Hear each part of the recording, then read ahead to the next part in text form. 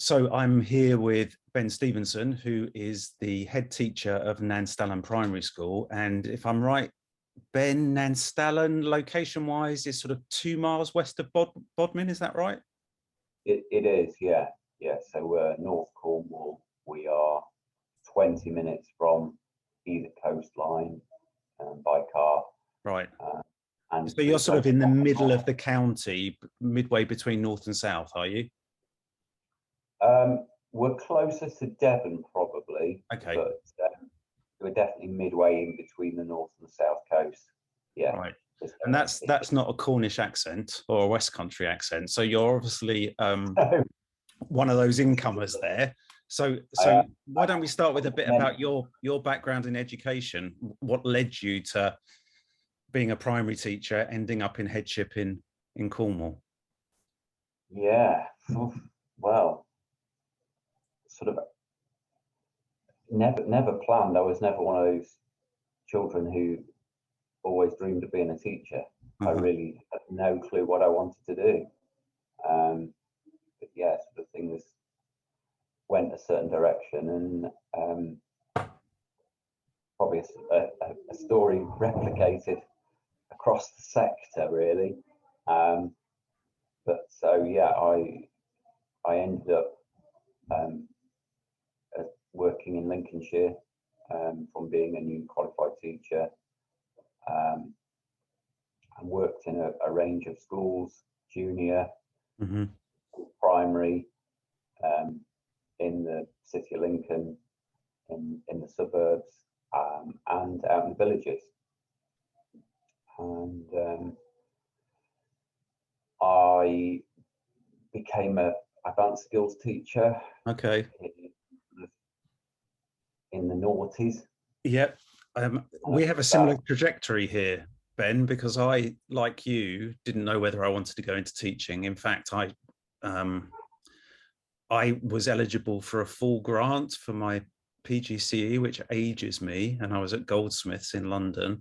And on the day I started, I didn't know whether to take my grant or not, because I didn't know whether it was for me. And there we are. And like you, I became an advanced skills teacher in the noughties too.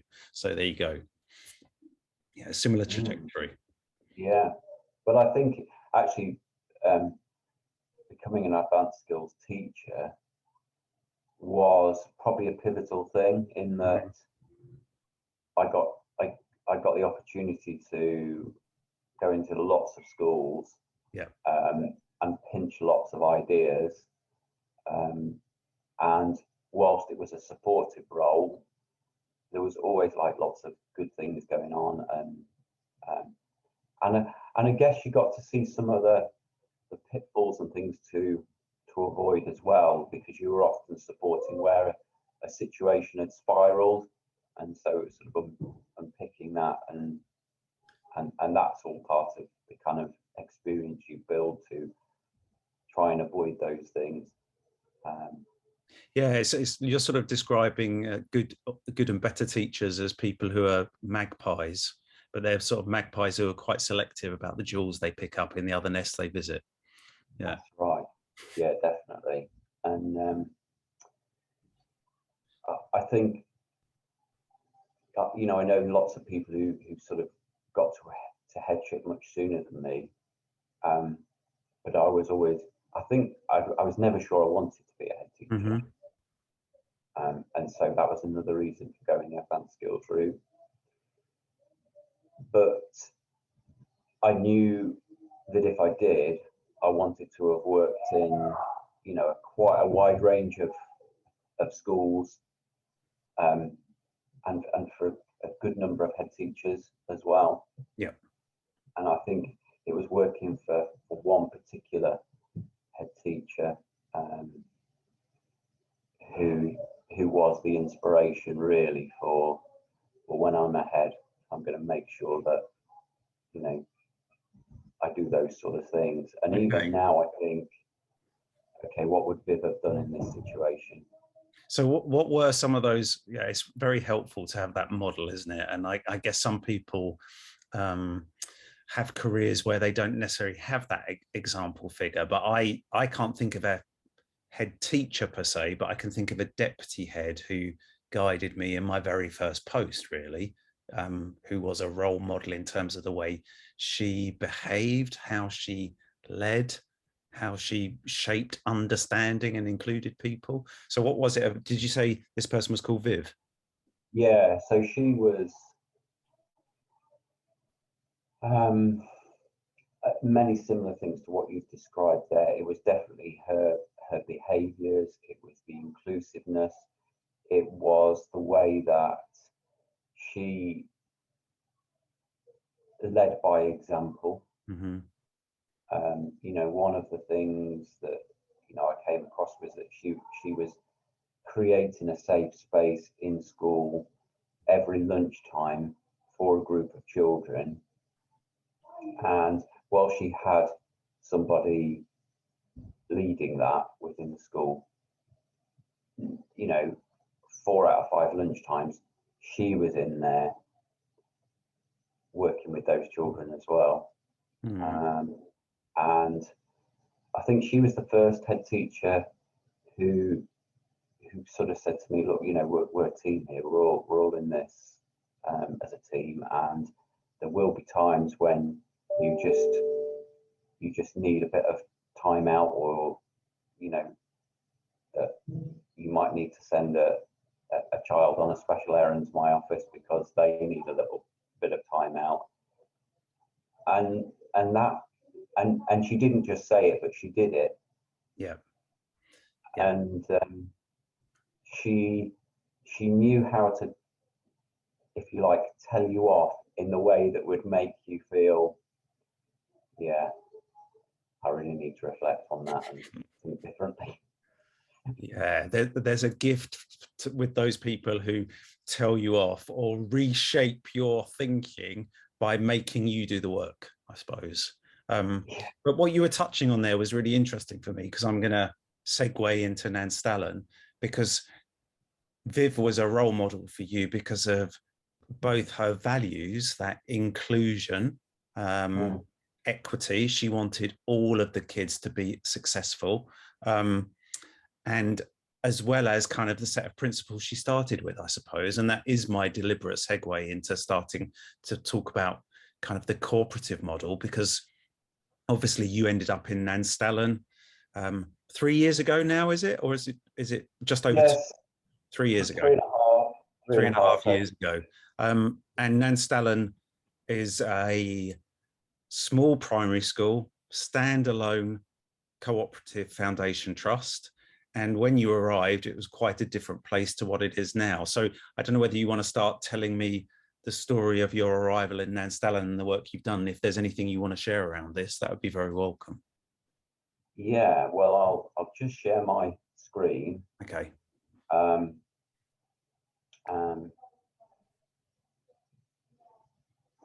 So when I arrived at Nanstallon, it didn't look like this. So it did look like this. Oh, wow. Okay. So, right. Yeah. So you're showing me both a kind of an uncared for building. So that looks like top left-hand corner by that radiator. I don't know whether that's scraping or whether that's damp or whether that's rot, but it looks like the plaster's all coming off and it's just been painted over and over and over again to try and cover it. It was a room which stored all the art materials, and when I pulled the art materials out, that was what was left. Okay, and obviously, you know, one of the things we've talked about a lot is kind of, I guess, trauma-informed practice and making schools safe for all the pupils who attend them, and having, to some extent, that kind of low arousal culture, so that you don't lead to unnecessary overstimulation, but focus instead. And then I look at that second image along there from the top, and I just look, you know, and I don't know where your eyes are supposed to start with all of that information you're seeing there. Yeah, well, that's the corner of the school hall, and the photo below it is also the school hall. As what the picture doesn't tell you is that it's got a really horrible carpet, Right. that starts vomit, and the children eat their lunch in there every day. And whose bathroom is that with the very interesting yellow toilet? Well, see, Nanstallon School is made. I don't know whether can you edit? Yeah, I can, but we can just turn the phone off. Yeah, don't worry about the phone call. These things happen. Yeah. Okay. Yeah. So that you've got that bathroom, then that looks like maybe a rabbit hutch next to it. So we're seeing all of these things that show a lack of pride, a lack of care. Yeah. So this was the staff toilet, which was originally the bathroom of a bungalow. The bungalow is joined onto the original old school. So the original old school is a granite building with beautiful windows, as you would expect it to look. And then it's joined by a kind of annex corridor to a bungalow. Right. That bungalow has now become an open plan classroom and secretary's office, because the secretary's office is right at the entrance of the car park where the bungalow is. So when you go in, it doesn't feel like a bungalow anymore. Right. But okay. it did. The head teacher's office was the back bedroom with the Artex ceiling, the light switch above where the double bed would have been. Yeah. And the files in the wardrobe. Interesting. Yeah. So not entirely fit for purpose when you arrived. No. And a degree of disorganization, maybe. I mean, that's what I'm seeing in some of that stuff. Yeah. I mean, the headline things there in the bottom left hand screen, progress averages were pretty low. It had been given a requires improvement grade. There was a huge level of disunity. The learning environments were impeding learning. There was very limited outdoor learning opportunities, and yet when I looked around the school, I think what hit me was the potential of outdoor learning, that it was massively untapped. There was, at the back of the school, there was almost 100 square meters of unused space. Right. There was enthusiasm. Yeah. There was a staff group where there was pockets of good practice, and there was enthusiasm, and there was definitely a thirst for change from this kind of picture. Yeah. Of storage underneath benching and and all of these things. Yeah. So interestingly, that's all it is now. Yeah. So that point about disunity. So in a sense, all of obviously it was a cooperative before your arrival, but those cooperative principles and values had somehow been lost because people were very much doing their own thing, and it felt like there was limited alignment across teams, across parents, across pupils and other stakeholders. Yeah, and there was some staff bullying.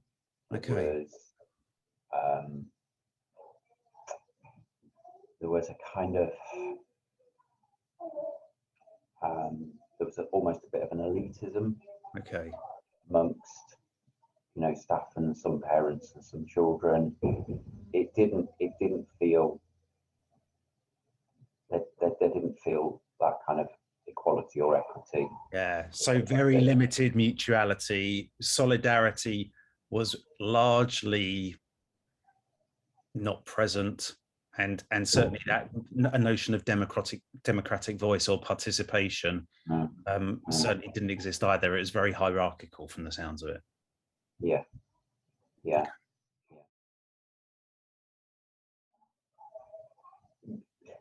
I think what I realised was that you know, at interview and looking around, I'd seen the tip of an iceberg, really. And it needed sort of wholesale, the school needed wholesale change. So I was, you know, I had a mandate really to do that. The school was on the cusp of going into a multi-academy trust, one of the largest ones in Cornwall. Right. So first meeting with the governing board was me sort of swaying them to put that one off the table. Okay. And say, look, you've made the biggest change you can make in a school by appointing a new leader. We've got this mandate to change. You know, put your faith in me, if you like, and in return, could we please remove the distraction of joining a multi-academy trust for the next 12 months? And so we changed the spaces, we changed the pedagogy, but I mean, first of all, we kind of had to work out really what the school's ethos, its motto, its values, all of that sort of stuff needed to be. And that had to be done really, really quickly. Sure. Yeah. Really quickly. Because it sounds like you inherited a school that was in a place of deep uncertainty. So this, I guess, understandable notion at the time that joining a mat might be the fix because someone could come in and fix it.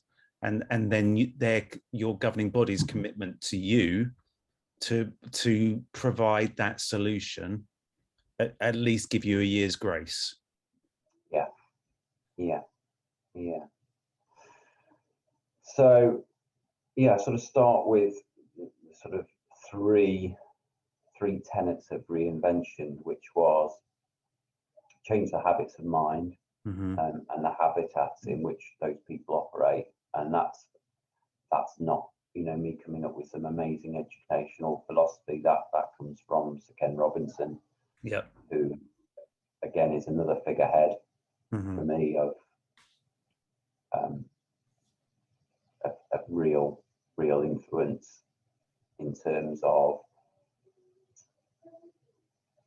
just making it really obvious how, you know, we're still operating schools on a to some level a model of the Industrial Revolution, and we are a long way past that. So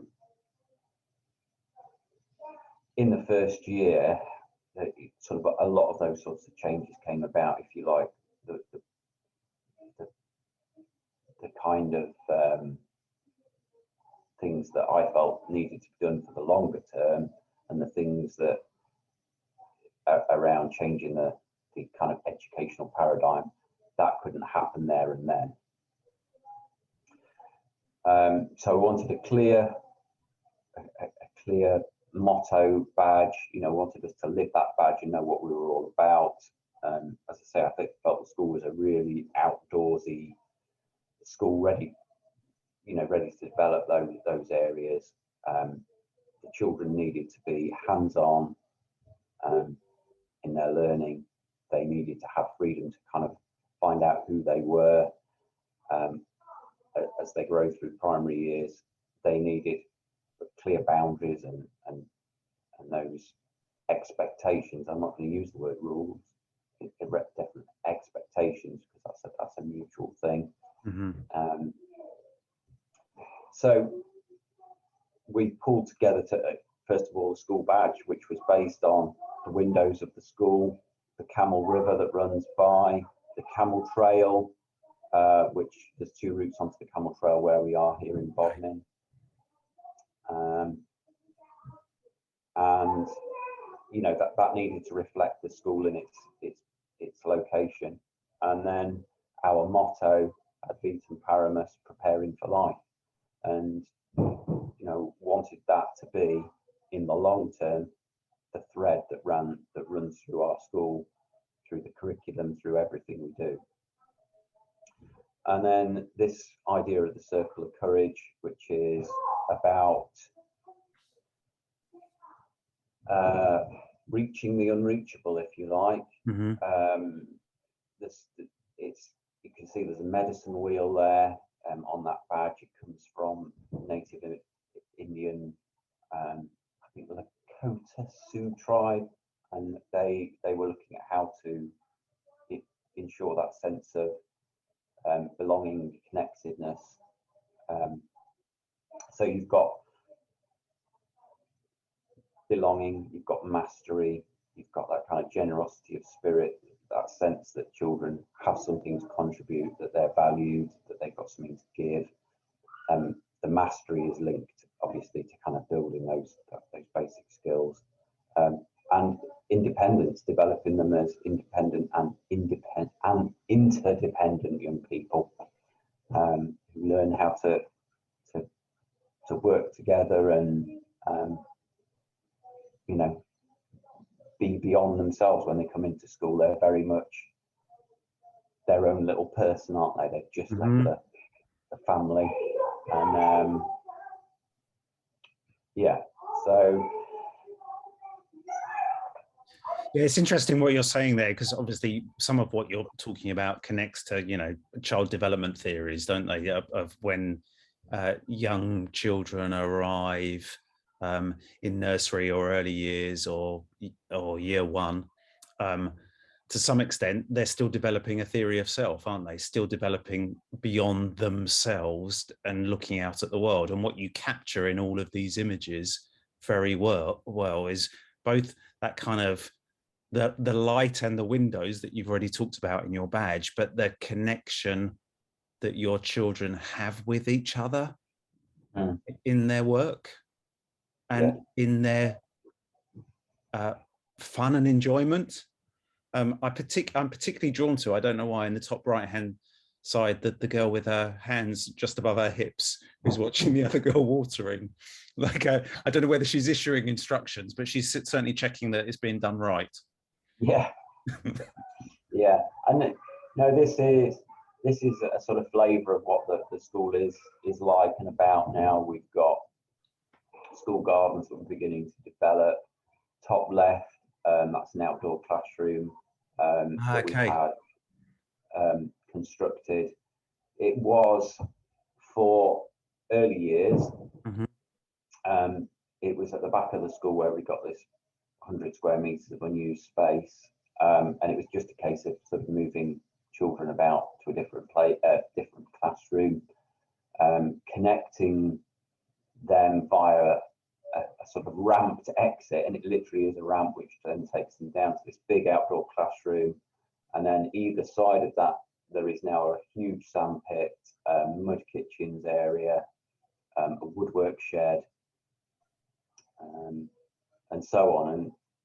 And but it isn't just for early years, so we timetable that so that our year ones and twos, our years 2 and 3 class, you know, they get to use that space as well. And then that leads out to the school gardens and down to our forest school. Okay. And what you were saying about your tenets of reinvention connect back to what you were saying about Viv, really, because when you were talking about her as a role model head teacher, you were describing both her values and her principles, but also how she lived them.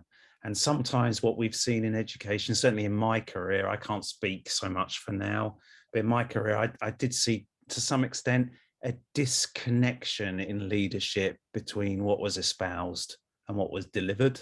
And I think, I guess what you're trying to inhabit here in Nanstallon is making sure what we say we believe in, we enact in the school. If we state we've got these values, this is what we live. Absolutely, absolutely.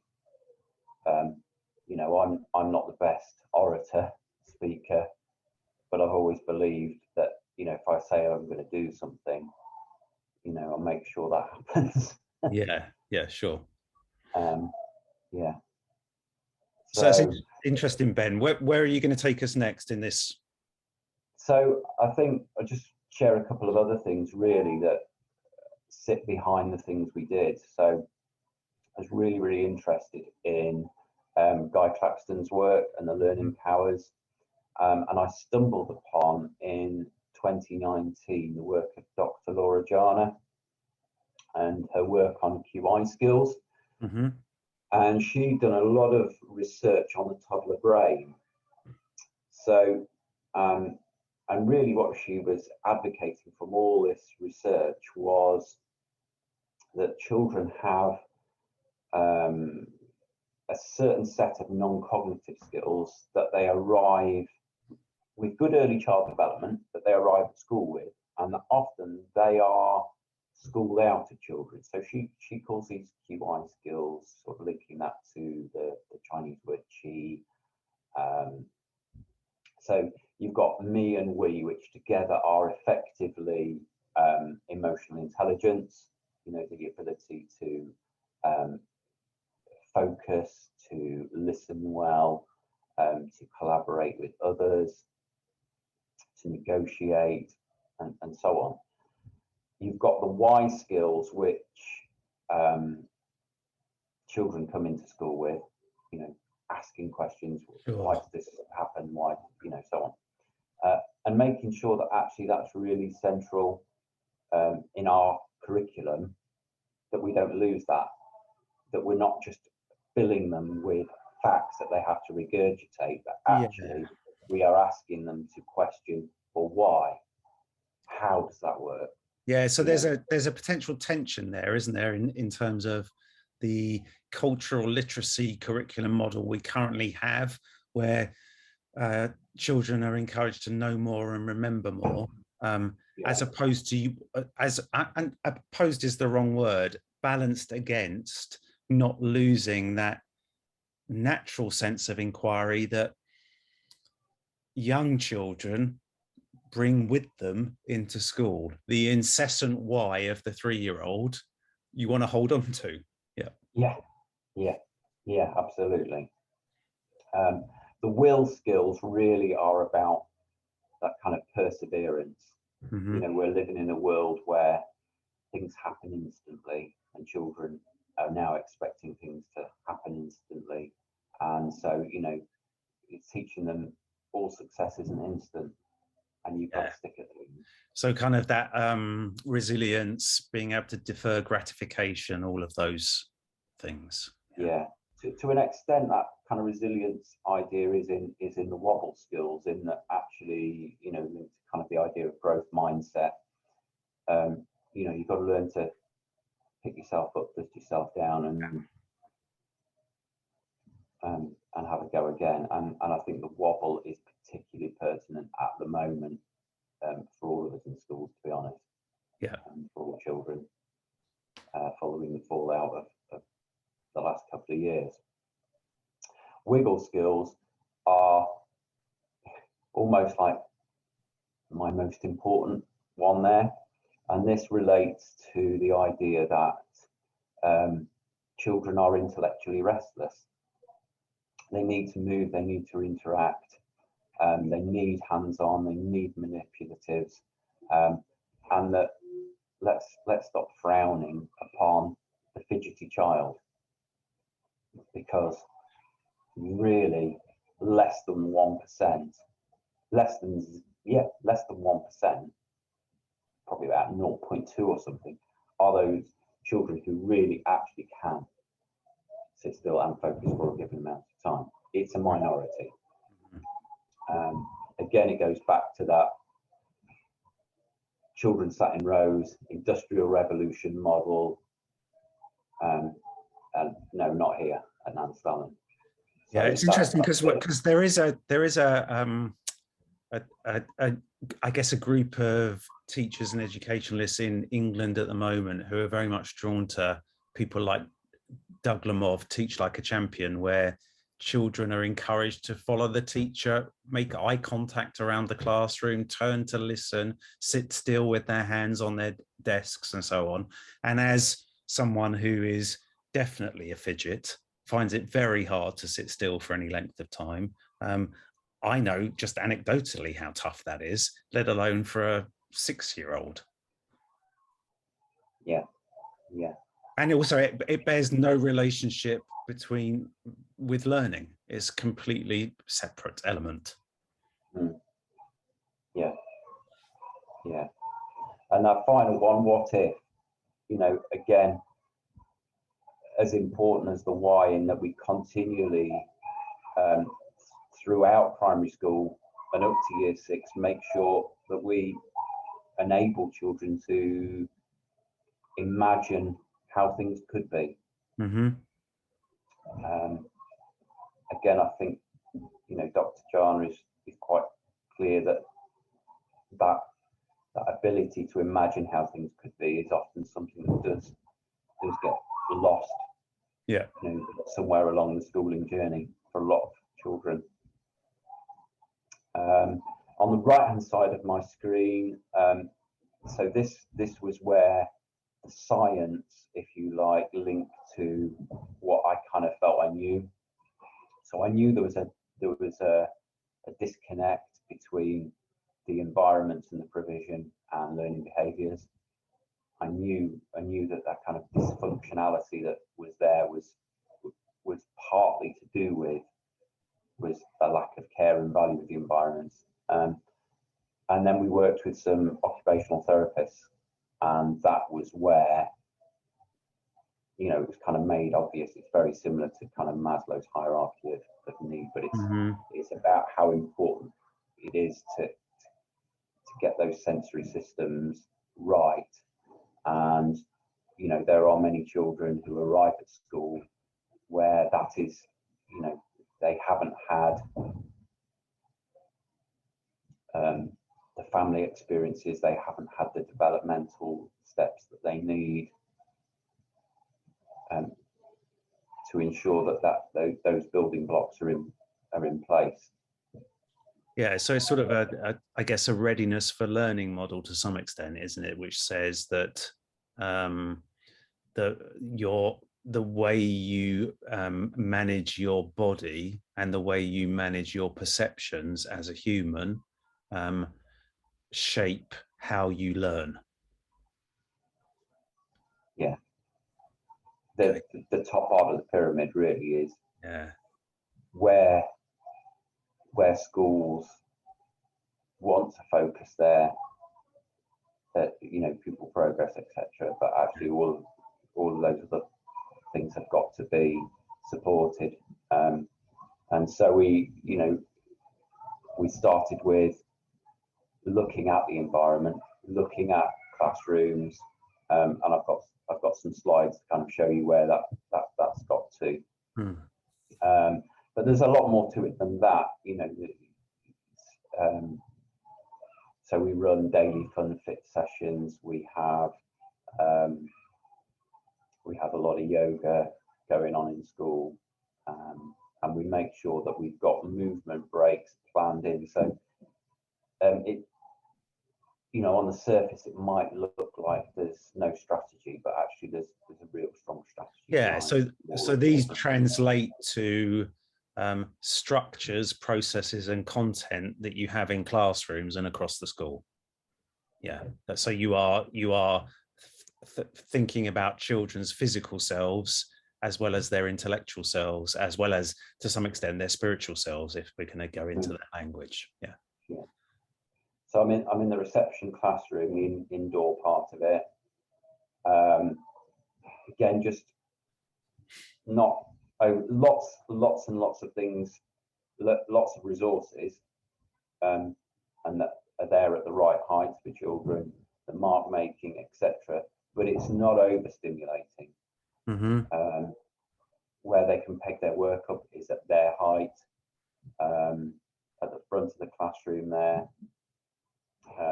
You've got the QI skills there, and then there's photographs linking that to their behaviours and actions and so on. But really it's about pupil autonomy, really. This is their outdoor classroom. Saw some children sat at a little picnic table, some of the older children in there. So this is the same space, and you can see we've got again, there's some tables do craft work and so on. But actually we've upcycled things like cable drums because we can keep resources on there. Yeah, they Children look are on great. their feet. Say again, Lee? They look great. I really like how they look. And I think one of the things that connects this to the previous classroom as well is the use of natural materials and colour that seem that are calming, that do allow you to have a stimulating but at the same time low arousal environment. Yeah, and informal when we have a lot of wind and rain, as is happening right now. That space can still be fully utilised. Yeah, that's great. Yeah, I should say Ben and I are recording this between Storm Dudley departing and Storm Eunice arriving. Storm Eunice sounds like she's going to be a little more aggressive than Storm Dudley was. Yeah, I think so. Yeah. So we've got a year 1-2 classroom here. Again, focus on it feeling spacious. I mean, this is actually just before term begins, so you know there are things on the walls now and so on. Face on books, accessible resources, etc. And their outdoor space, where although it is concrete underneath, and we've tried to just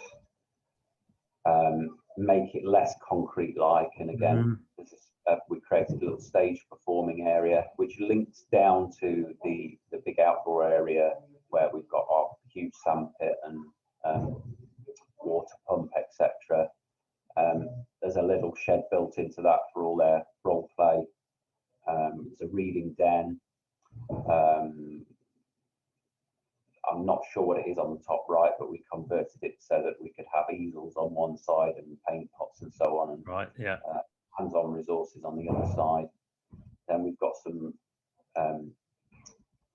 benching that we put in place, a good way to store their wellies and their outdoor suits.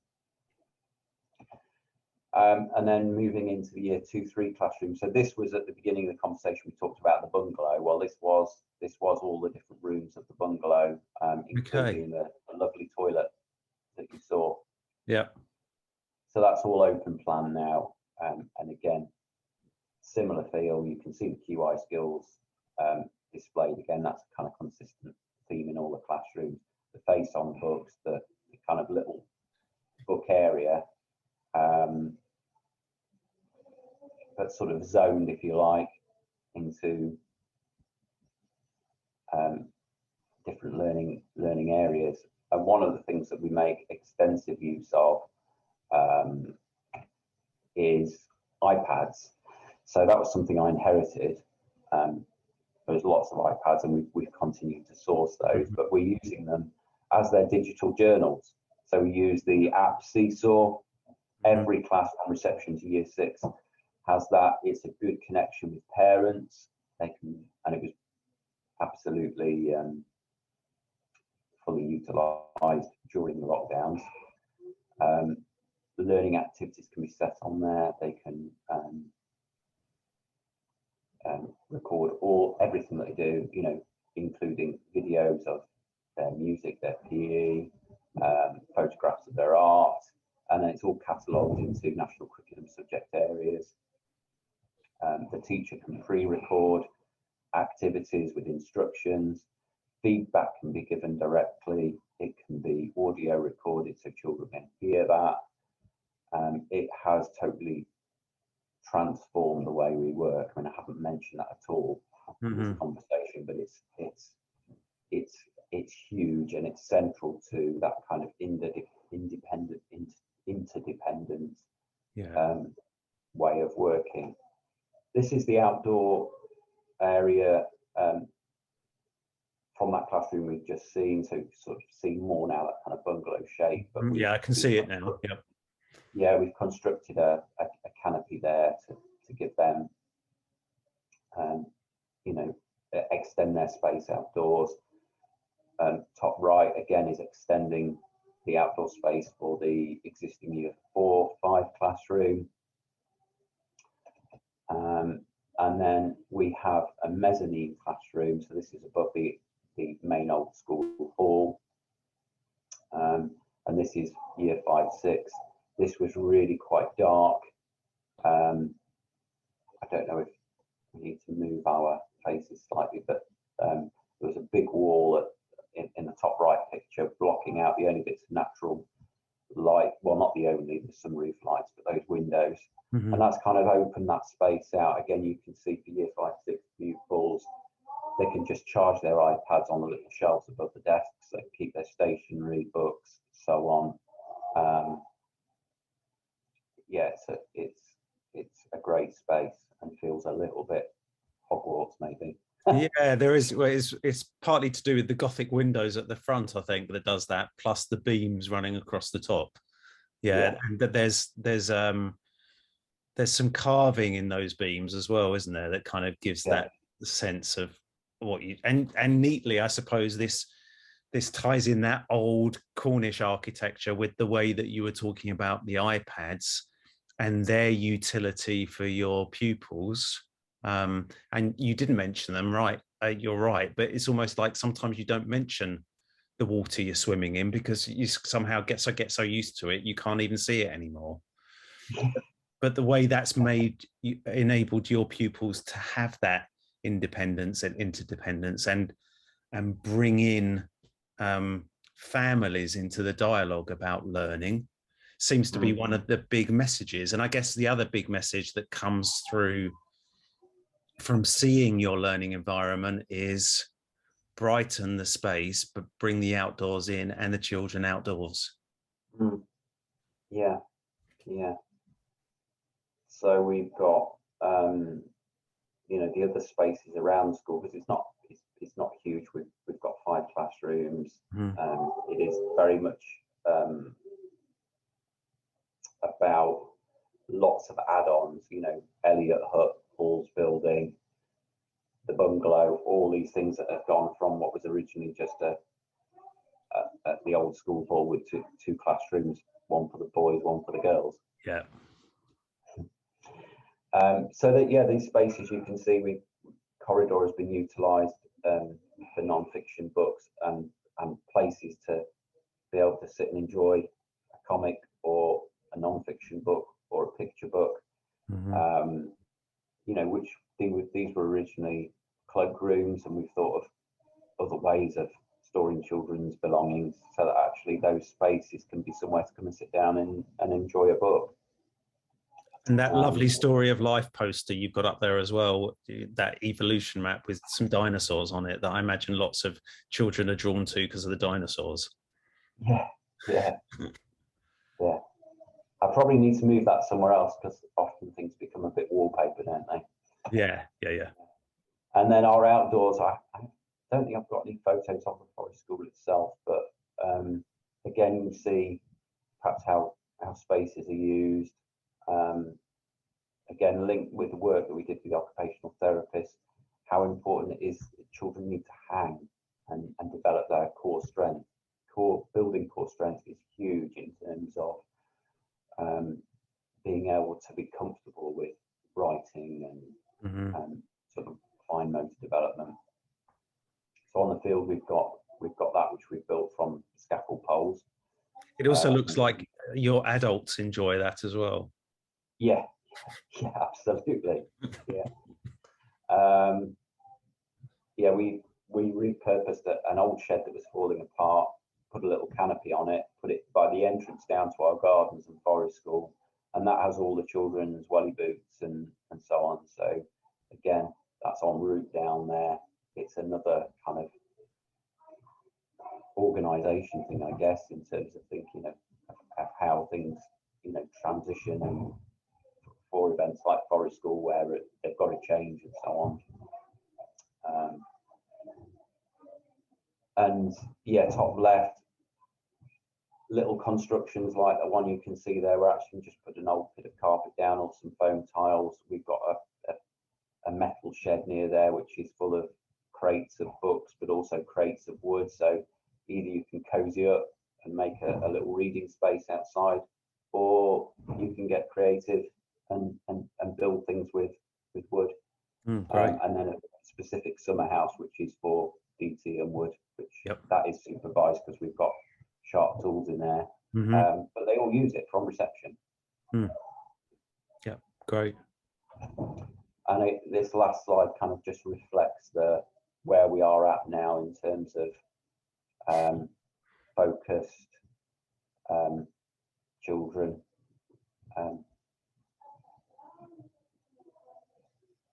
Yeah, I even know that in the top left-hand side is Cropos or Barcassina. And I'm very impressed by the core strength of the young man in the top right-hand side, who's obviously lifting his torso up. Much easier to do that at that age than at my age or yours, Ben, I think. Yeah, on the bottom row there, with some great effort, I can just about do that pose.